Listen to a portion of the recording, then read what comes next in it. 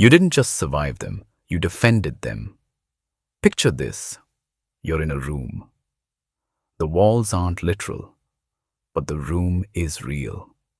And there's someone in it with you. Someone who controls the temperature, the light, whether you eat, whether you feel seen that day. Some days they're gentle, warm even.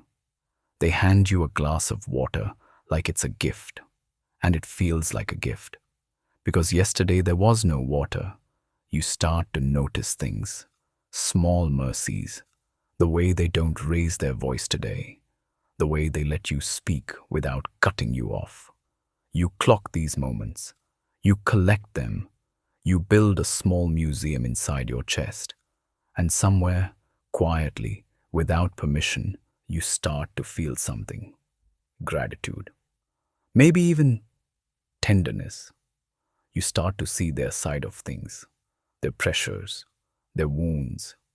You think, maybe I'm being unfair.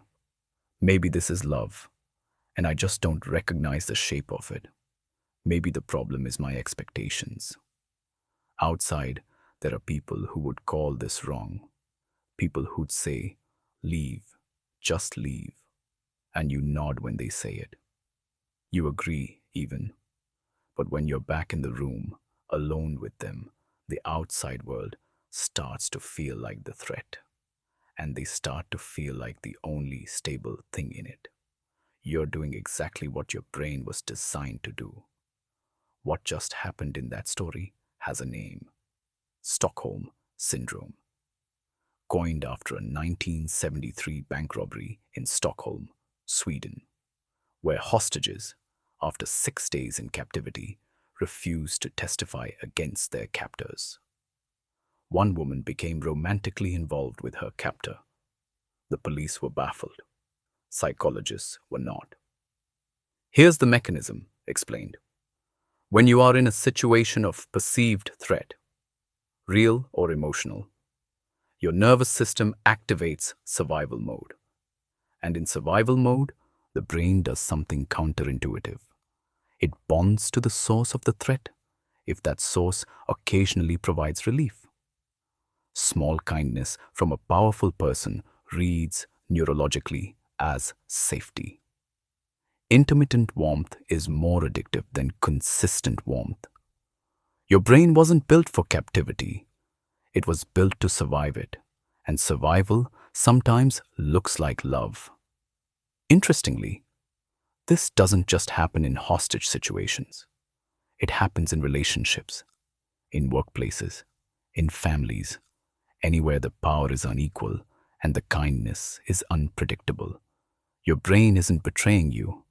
It's just running very old software on a very modern problem.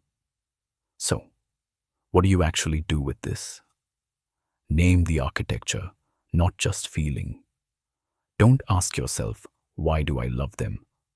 Ask, what specifically made me feel safe around them? And was that safety real, or was it just the absence of threat? There's a difference between feeling warm and being safe. Your nervous system cannot always tell the gap. You have to tell it. Track the baseline, not just the peaks. People in these dynamics often remember the best moments and measure the relationship against those. Instead, track the floor. What is the worst it gets? What is the most consistent version of this person?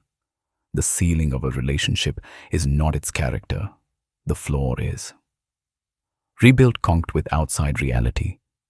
Deliberately. Isolation, physical or emotional, is part of what makes these bonds calcify. Talk to people who knew you before. Read what you wrote before. Look at who you were before the room closed in. You need external reference points because internal ones get recalibrated over time without you noticing. This isn't about what others think of your situation. It's about remembering you exist outside of it.